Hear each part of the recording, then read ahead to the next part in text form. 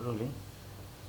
सो firstly तो congratulations Aditya thank you. Faraz के लिए। Thank you. सो कैसी फीलिंग है अभी और कितना डिफिकल्ट था ये कैरेक्टर में खुद को ढालना? फ़िलहाल तो बहुत ही बढ़िया लग रहा है क्योंकि लोगों को पिक्चर पसंद आ रही हैं, परफॉर्मेंसेस पसंद आ रहे हैं।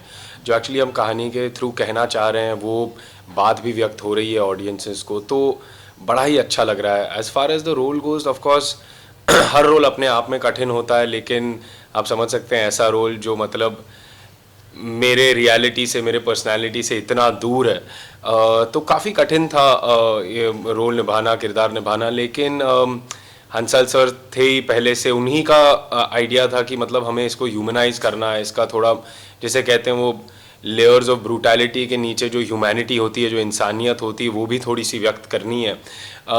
तो फिर वही हमारा इरादा था पहले से ही। स्क्रिप्ट में भी पहले से ही वही बातें लिखी हुई थी, वो नुआंसेस प्रेजेंट थे, मौजूद थे। जैसे मतलब जो स्क्रिप्ट जो राघव कक्कड़, कश्यप कपूर और रितेश शाह सर ने लिखी है, तो था कठिन ज़रूर, लेकिन एक बहुत ही जिसे कहते हैं इनलाइटनिंग एक्सपीरियंस था। बहुत कुछ सीखने को मिला। आज जवान लड़के कैसे रेडिकलाइज होते हैं वो तो हम मतलब काफ़ी टाइम से देखते आए, लेकिन आजकल के मॉडर्न डे में भी उन पे कैसे ये असर पड़ता है और ये क्या कर सकते हैं, वो देख के, वो समझ के, वो सीख के काफ़ी हैरान भी हुए। लेकिन मतलब अभी काफ़ी काफ़ी कुछ सीखने को भी मिला इंसानियत के बारे में और हमारी सोसाइटी के बारे में भी। जैसे कि ट्रेलर में देखने मिल रहा है कि आपने काफ़ी गन का यूज़ हुआ है। सो वो गन को पकड़ना उसके जी लिए भी काफ़ी प्रैक्टिस लगती है। सो आपका वो दौर कैसा रहा जी, तो प्रैक्टिस का? वो सुनील रॉड्रिगेज सर जो एक्शन डायरेक्टर है हमारे, उनकी टीम के साथ हमने काफ़ी वर्कशॉप्स किए जिसे कहते हैं। वो गन तो देखिए एक बात होती है, वो गन पकड़ने का जो टेक्निक होता है वो तो सब वो आप सीख सकते हैं एक दो सेशन में। लेकिन वो जो समझ बदलनी पड़ती है हमें कि हम जो भी जब भी सिनेमा में गन देखते हैं तो वो ऐसी कोई बड़ी बात होती है नहीं। मतलब वो it is not treated with the same danger and reverence कि आप जो रियल लाइफ में अगर किसी कमरे में जो अक्सर गन ना हो, वो रूम में गन दिखाई दे किसके हाथों में, और स्पेशली किसी थोड़े मतलब किसी इंसान के हाथों में जिस पे आप विश्वास नहीं करते हो, तो वो बहुत बड़ी चीज़ होती है। वो बहुत डर लगता है और बहुत पावर होता है वो गन में। वो चलाए नहीं तो भी बहुत पावर होता है। तो वो जो चीज़ है ना कि आप एक कमरे में रात भर वो गन पकड़ के लोगों को आप हॉस्टेज रख रहे हैं, तो वो गन की पावर समझना वो बहुत इम्पोर्टेंट था। और वो एक्चुअली हंसल सर का वही प्लान था, सुनील सर का भी वही प्लान था कि देखिए हम ज़्यादा देखते नहीं हैं, लेकिन ये कहानी में ये बहुत महत्वपूर्ण है, तो ये हमें करना है, ये नुआंस हमें बाहर लाना है। लेकिन एक और भी बात है कि हमारे ट्रेनिंग में सुनील सर और उनकी टीम ने बहुत इम्पोर्टेंस दिया है गन सेफ्टी को। क्योंकि क्या होता है कि आप हम देखते हैं हॉलीवुड में भी, यहाँ पर भी कभी कभी एक्सीडेंट्स हो जाते हैं गन के साथ। Some are very costly in terms of life, in terms of property. तो आई थिंक वो एक बात हमेशा ध्यान में रखना, क्योंकि वही मैं कह रहा हूँ ना, हम पूरी पिक्चर में मतलब ऑलमोस्ट 80% ऑफ द पिक्चर में वो गन पकड़े रखे हैं, 5 अलग लड़के। तो 5 लड़के जो है किरदार वो है, लेकिन 5 जवान लड़के भी हैं एज एक्टर्स। तो how do you be responsible, how do you make sure that you are not hurting yourself, not hurting other people, not harming the properties, तो वो पूरा उसका सब मतलब ऐसा होलिस्टिक समझ आ गई थी, which was actually really good and very refreshing कि हुआ हमारे पिक्चर में ऐसा। सो फराज का जो कैरेक्टर आपने प्ले किया है जी वो करने के बाद कितने दिन तक आप उसी कैरेक्टर में रहे शूट खत्म होने के बाद भी? जी, तो जो कैरेक्टर मैंने प्ले किया उसका नाम निब्रास है। वो मतलब वो ऐसा करते हैं ना, जैसे कहते हैं ना जी कि आप कुछ भी काम करते हैं जिसमें आप लगन मेहनत से आप काम करते हैं, जिस पे समय बिताते हैं आप, तो वो थोड़ा सा आप में रह ही जाता है कहीं ना कहीं, इन terms of whether it is in this case of course hopefully वो किरदार के क्वालिटीज़ ना आ जाए, बट वो जिससे जो जो समझ मिली है इसमें ये काम करके, ये कहानी पे काम करके, हंसल सर के साथ काम करके, तो वो सारी चीज़ें मतलब मैं ऐसा मानता हूँ कि मैं आई वुड होप कि I keep it with me और मैं आगे ले जा सकूँ। कभी कभी कोई कट कैरेक्टर लाइट कम हो गया ना। चेक करो। रोलिंग।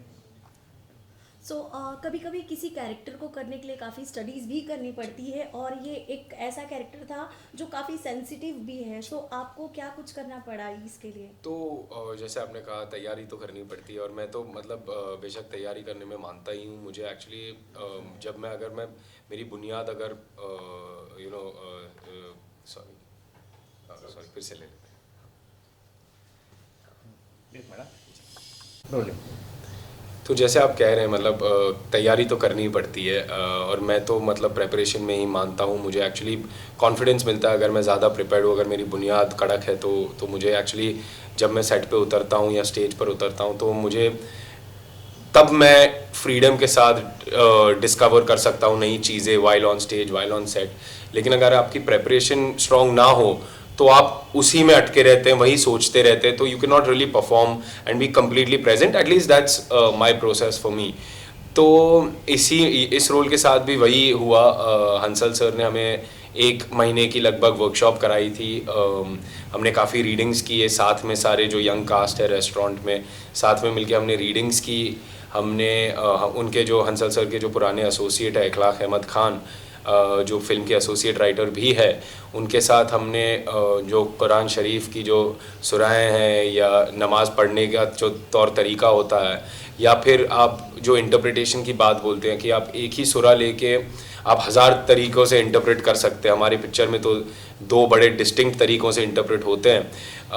तो ये सारे जो एस्पेक्ट्स है उस पे हमने काम किया। खैर हमने अपना खुद का भी रिसर्च और रीडिंग किया और आई थिंक वही पॉइंट वही था कि आपको समझना है कि ये लड़के लोग इस मुकाम तक कैसे पहुंचते हैं, वो इम्पोर्टेंट था। और as an actor I think आपका मेन जॉब रहता है कि you have to make the audience believe that what you're saying and doing is true and it's honest. So how do you get yourself to believe what this character is saying and doing? मतलब ये इतना घिनौना काम है, इतना reprehensible काम है, ये करते हुए ये जो कहते हैं वो कहते हुए तुम कैसे बिलीव कर पाओ एज एन एक्टर वो किरदार को। तो वो एक्चुअली सबसे बड़ा चैलेंज था। बट यू नो मैं शुक्रगुजार हूँ कि हंसल सर की गाइडेंस के साथ हम वो कर पाए। जैसे कि आपने कुरान शरीफ का जिक्र किया अभी, तो आपका रिलीजन और जो आपने कैरेक्टर प्ले किया है वो काफ़ी अलग है।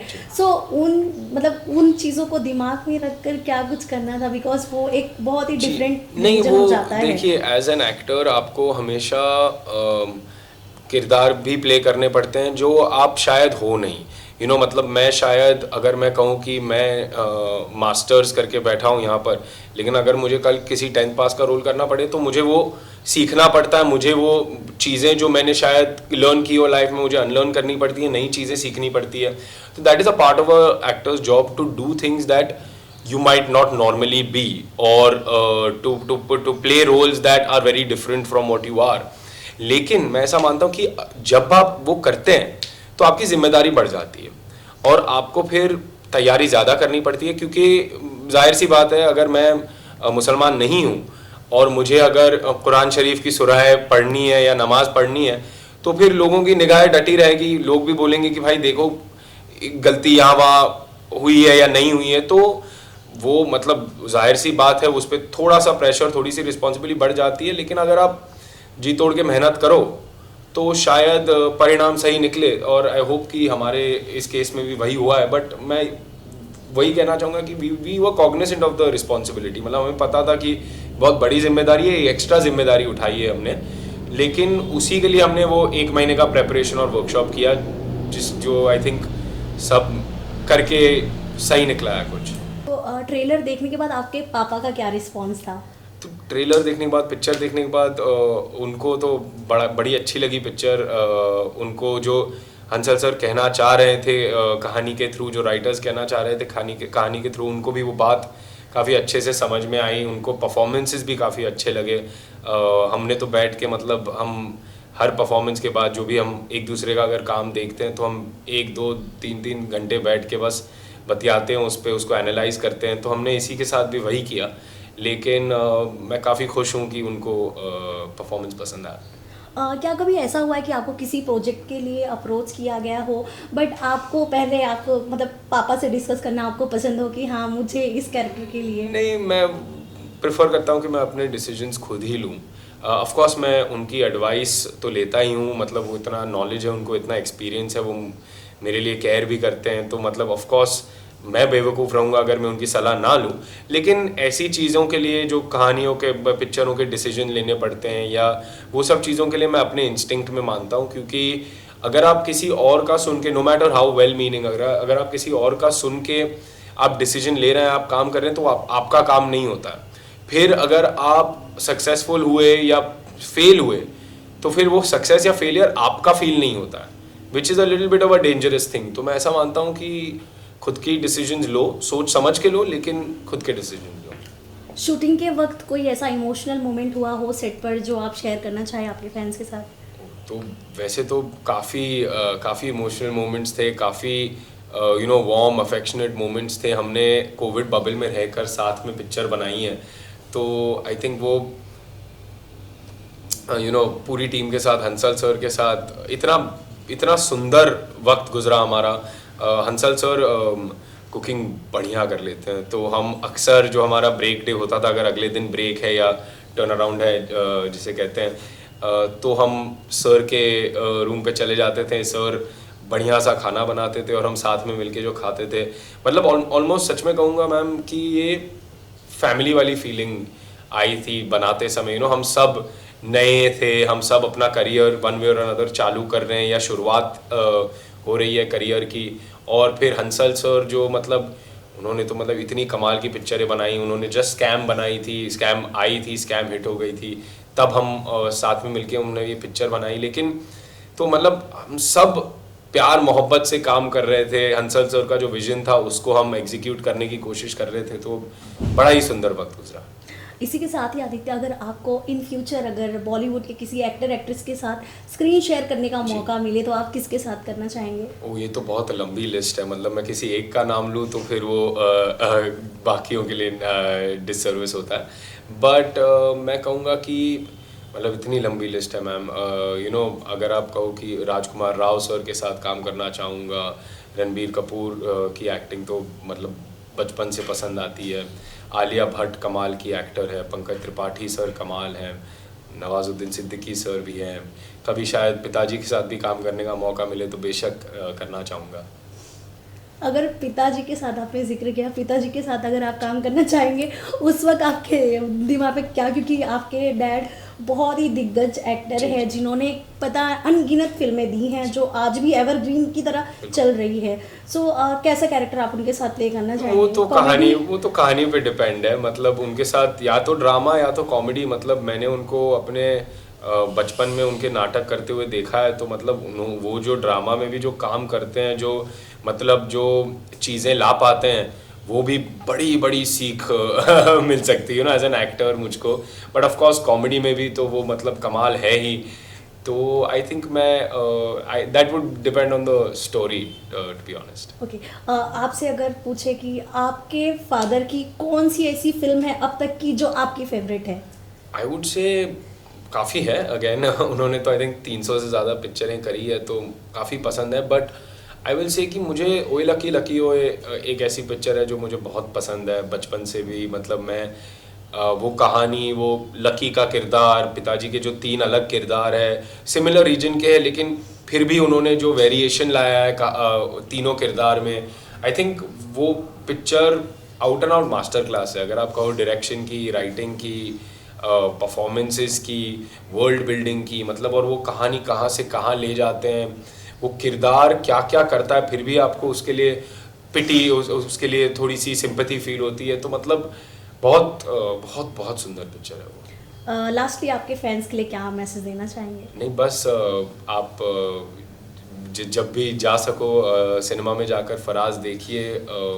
हमने बहुत मेहनत से, लगन मेहनत से, प्यार मोहब्बत से पिक्चर बनाई है।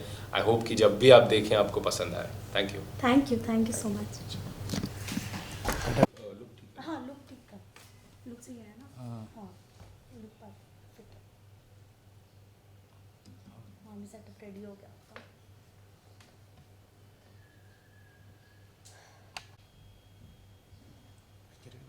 ट्रेलर बाकी बहुत अच्छा है। आपने वो भी पिक्चर देखी? अभी पिक्चर के लिए टाइम नहीं मिला अभी, क्योंकि एक भी किक ऑफ नहीं आया है, बट ट्रेलर तो बहुत अच्छा है। ट्रेलर तो मतलब बहुत पसंद आया मुझे। थैंक यू पिक्चर भी देखी। ट्रेलर इतना एक्साइटिंग है तो फिर मूवी देखना ही पड़ेगा।